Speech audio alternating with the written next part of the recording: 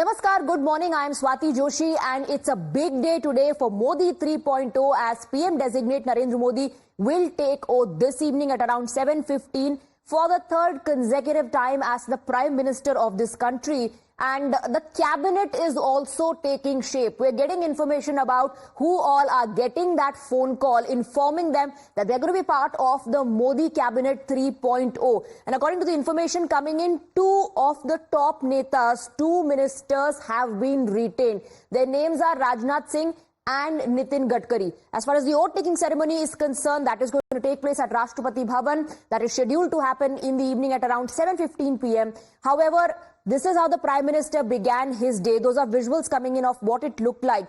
At 7 a.m., the Prime Minister was at Rajghat to pay tributes to Mahatma Gandhi. He then went to Sadaiv Atal Sthal to pay tributes to former Prime Minister Atal Bihari Vajpayee. And from there, he went to the National War Memorial where he saluted our fallen heroes. He was accompanied by Rajnath Singh and MOS Ajay Bhatt from the outgoing cabinet. Top military commanders, the tri-services chiefs were also present. Now, of course, the focus turns to the cabinet formation, which is taking shape. We are told that any time now we'll start getting visuals of all of those who are getting these calls, informing them they are part of Modi Cabinet 3.0, arriving at the Prime Minister's residence. PM designate Narendra Modi is going to host the ministerial picks at his residence. We're getting some breaking inputs now, information coming in about who all are getting that phone call. Chirag Paswan is also one of them. LJP's Chirag Paswan has been just informed that he's going to be part of the cabinet. Sources are telling us that this is a big development taking place right now in terms of the cabinet taking shape. And Pragya is getting us details.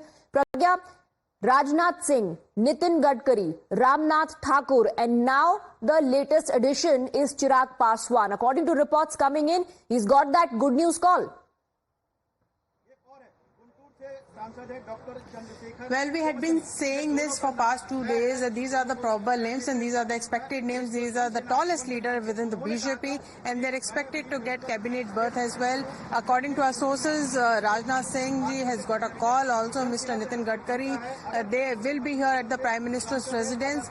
We are given to understand that the time for the tea over which Prime Minister has called the going to be union ministers or his council of ministers is going to be 11:30 and we will expect everyone to reach here on time. We are also given to understand Chirag Paswan has also got a call and he'll get a berth. Chirag Paswan is the one who had many discussions, in fact one-on-one with JP Nadda, with Amit Shah as well. Apart from that, TDP has also confirmed that two of its MPs will be getting, will be in the swearing-in ceremony and will be taking oath. One of them is Mr. Chandrasekhar Pemasani, who is Guntur MP, and another one is Mr. Ram Mohan Naidu, who is also considered very close aide of Mr. Chandrababu Naidu. So all of them are going to be here, but we are also given to understand Mr. Arjun Ram Meghwal has also got a call. We are yet to confirm that, but we have got to know from our sources that he may have got a call.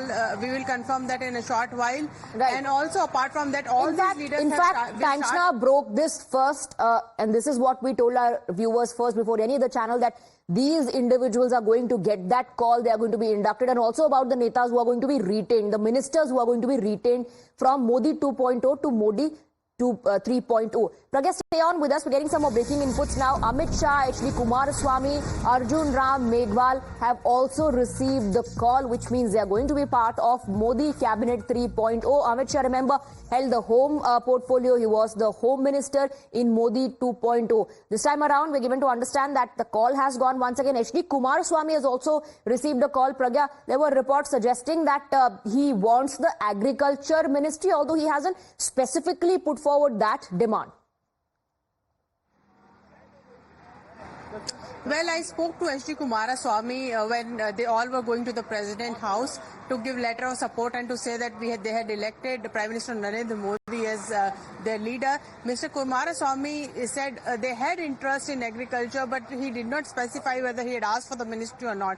But there is one ministry that would be given to him, as JDS may have got only 2 seats in Karnataka, but they have helped BJP in consolidating Vocaliga votes in their favor. And many in the BJP who know and who were part of the elections, they believe that JDS helped them over 6 Lok Sabha seats to win that and to consolidate Voka Lega in favor of BJP as well. So obviously this is also a sort of reward from in fact we would say that every ally of NDA will get one berth in the Council of Ministers.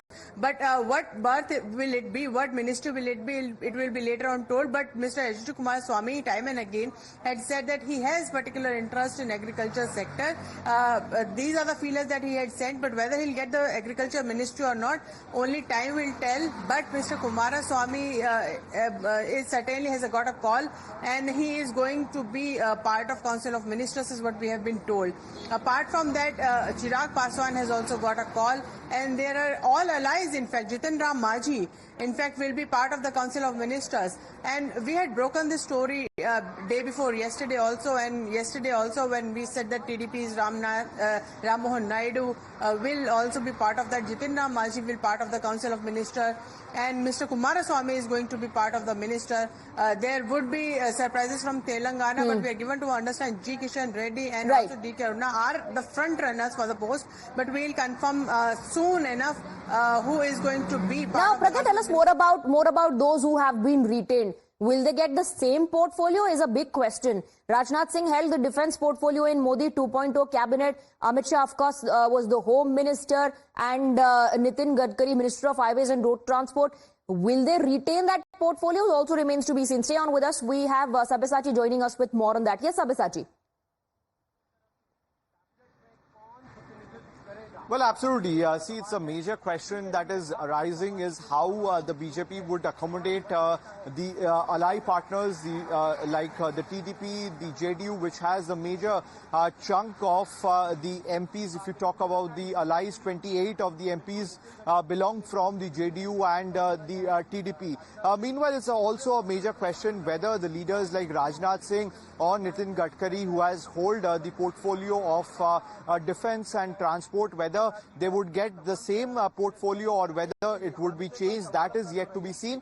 But a big message would be given by Prime Minister Narendra Modi himself when these leaders start arriving at his residence at around 11:30. Right. See, the message from Prime Minister Narendra Modi would be extremely clear, is to focus on the development of the country, to work for the people who have elected them, to not come under any sort of pressure. That's in fact what the Prime Minister said, when he was elected the leader of the NDA as well, that this coalition is a commitment for us, it's not a compromise.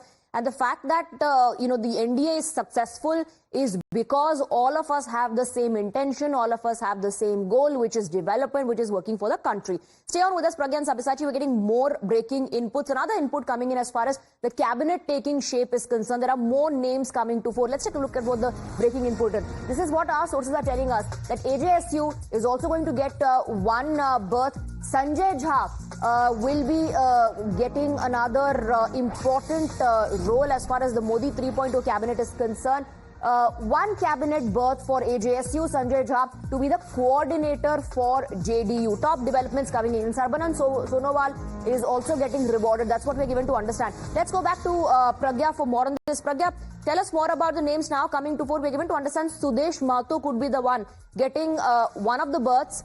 And as far as JDU is concerned, Sanjay Kumar Jha will be the party's coordinator in NDA. Well, Sanjay Jha is one of also the close confidante of Mr. Nitish Kumar, and we are given to understand that he is going to get a plum post also, and also Lalan Singh is another name that is coming from the JDU camp.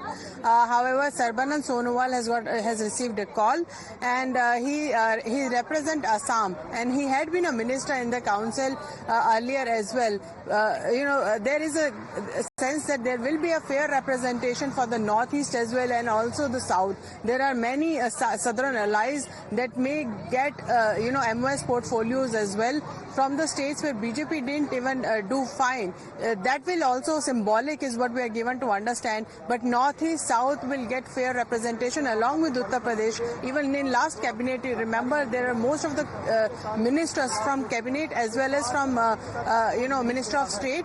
Many of them were from Uttar Pradesh representing various castes. So caste balance will also be taken into consideration, has been taken into into consideration, and we will see these people, the going to be ministers, arriving at Prime Minister's residence very soon is what we are given to understand. AJSU, for that matter, has got one seat, is what we also learned.